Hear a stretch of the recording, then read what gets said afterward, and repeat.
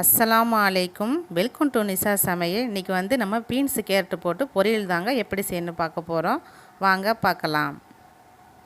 ஸ்டவ்வில் கடாயை வச்சு தேவையான அளவு ஆயில் ஊற்றிக்கிடலாம். ஆயில் நல்லா காஞ்சிக்கிட்டு இருக்கு. இப்போ வந்து 1/2 டீஸ்பூன் ஜீரகம் வந்து லைட்டாக ப்ரெஸ் பண்ணி போட்டுடலாம். இது கூட 4 காஞ்ச மிளகாய் வந்து 2 கட் பண்ணி எடுத்து வச்சுருக்கேன். காஞ்ச மிளகா சேர்த்துடலாம். இப்போ ஒரு பெரிய வெங்காயமாக ஒரு வெங்காயத்தை கட் பண்ணிச்சுக்க வெங்காயத்தை சேர்த்துடலாம். வெங்காயம் சேர்த்து நல்லா வதங்க விடலாம். இப்போ ஒரு கொத்து கருவேப்பிலை சேர்த்துக்கலாம். இப்போ வெங்காயம் நல்லா வதங்கிடுச்சு. நான் ஒரு கேரட்டும் பீன்ஸையும் நல்லா பொடிசாக கட் பண்ணி க்ளீன் பண்ணி எடுத்து வச்சுருக்கேன். இப்போ கேரட் பீன்ஸையும் சேர்த்துடலாம். நமக்கு வந்து பீன்ஸ் வந்து வதங்கும் போது ரொம்ப வேகக்கூடாதுங்க. ஆஃப் குக்கிங் இருந்தால் தான் அது நல்லாயிருக்கும்.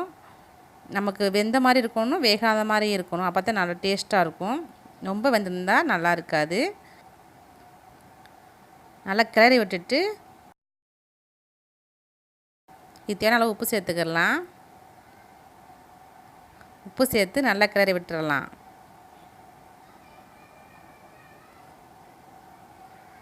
கிளறி விட்டாச்சு. இப்போ நம்ம வந்து ஒரு ரொம்ப நேரம் மூடி வைக்கணும் தேவையில்லை. ஒரு 3 நிமிஷம் மூடி போட்டு வச்சு வேக விடலாம். அந்த ஆவிலே நமக்கு நல்லா வெந்துடும். மூடி போட்டு மூடி வச்சாச்சு. பார்க்கலாம் பாருங்கள். இங்கே பாருங்கள், ஆவிலேயே அந்த கலர் சேஞ்ச் ஆயிடுச்சு. இனி வந்து நம்ம கிளறி விட்டுட்டு இன்னும் 2 நிமிஷம் வேக விடலாம். நம்ம கேரட்டு போட்டிருக்கனால பீன்ஸோட ஆஃப் வேக்காடாக இருக்கும். கேரட்டு போட்டிருக்கனால 2 நிமிஷம் ஜாஸ்தி ஆகும். அதில் மிக்ஸ் பண்ணி விட்டுட்டு இன்னும் ஒரு 2 நிமிஷம் மூடி போட்டு மூடி வச்சிடலாம். ஓப்பன் பண்ணிவிட்டு நல்லா மிக்ஸ் பண்ணி விட்டுக்கோங்க. நல்லா வதங்கிடுச்சு, கலர் சேஞ்ச் ஆயிடுச்சு. இந்த டயத்தில் வந்து நான் கொஞ்சமாக தேங்காவை துருவி எடுத்து வச்சுருக்கேன். தேங்காவை சேர்த்துடலாம். தேங்காய் சேர்த்துட்டு ரொம்ப நேரம் வதங்கணும்னு அவசியம் இல்லை.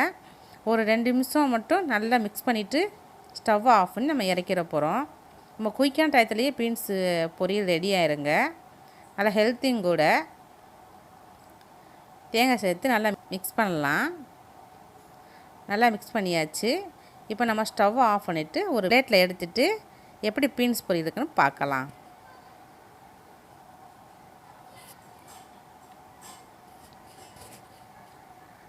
இங்கே பாருங்கள், ஹெல்த்தியான பீன்ஸ் பொரியல் ரெடி ஆயிடுச்சு. இதே மாதிரி நீங்கள் வீட்டு ட்ரை பண்ணி பாருங்கள். இந்த வீடியோ பிடிச்சிருந்துச்சுன்னா லைக் பண்ணுங்கள். மறக்காமல் நிஷா சமையல் சப்ஸ்கிரைப் பண்ணி வச்சுக்கோங்க. தேங்க்யூ.